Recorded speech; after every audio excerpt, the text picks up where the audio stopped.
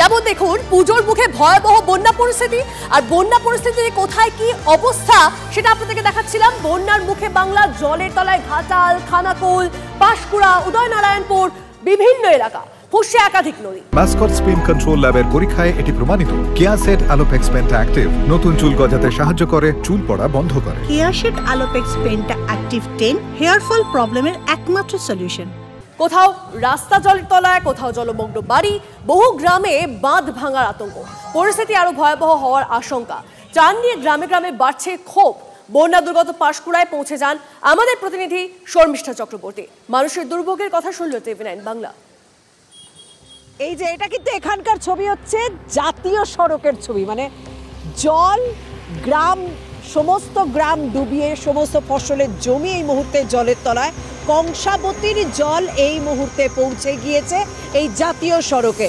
এইদিকে যদি সোজা যাই না, সোজা গেলে কিন্তু খড়গপুর, সেই খড়গপুরে যাওয়ার রাস্তা, মানে আমি যেখানে যাব এখানে আমি যতটা ভেতর দিকে যাব, আমি বেশি ভেতরে যাব না, কারণ এখানে কোথায় কতটা জল আছে আমি জানি না, কিন্তু এখানে জাতীয় সড়কের উপরে আমি অন্তত দেখতে পাচ্ছি আমার এতটা জল, মানে আমার গোড়ালি ডুবে গিয়েছে।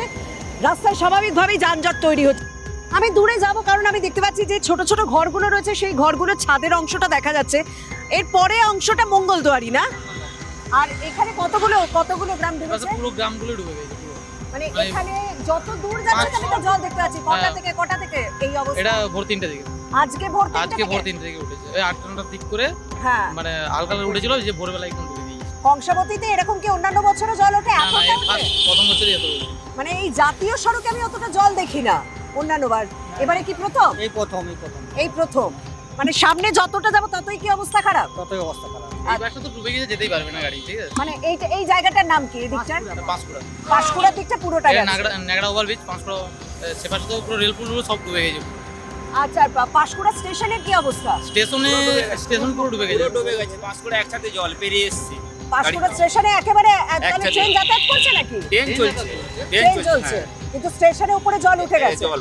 আচ্ছা, পুরো স্টেশন এলাকা থেকে পাঁশকুড়া একবার পৌরসভা পুরো ডুবে গেছে। পাঁশকুড়া পুরসভাটা পুরো ডুবে গেছে, আর এদিকে ছোট ছোট গ্রাম এলাকা তো পুরো ডুবেই গেছে দেখছি। আচ্ছা, দেখুন এটা জাতীয় সড়কের ছবি, বারবার বলতে হচ্ছে জাতীয় সড়কের ছবি।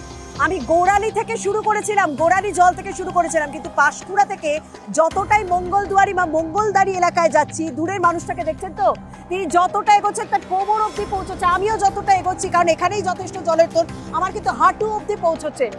বন্যা পরিস্থিতির ছবিটা দেখছেন, আর এর মধ্যে এই ত্রাণ নিয়ে বিভিন্ন জায়গায় অভিযোগ সামনে আসছে। আর এই ত্রাণ পেতেই হুড়োহুড়ি মনসুকায়। আপনাদেরকে দেখাবো এদিন দুর্গত এলাকায় ত্রাণ পৌঁছে দিতে যান এলাকার জেলা শাসক খুরশেদ আলী কাদরি, পিএইচ দপ্তরের প্রিন্সিপাল সেক্রেটারি সুরেন্দ্র গুপ্তা, ঘাটালের মহকুমা শাসক সুমন বিশ্বাস সহ প্রশাসনের আধিকারিকরা এক গলা জলে দাঁড়িয়ে ত্রাণ নেওয়ার জন্য হুড়োহুড়ি পড়ে যায় দুর্গতদের মধ্যে। ছবিটা দেখুন।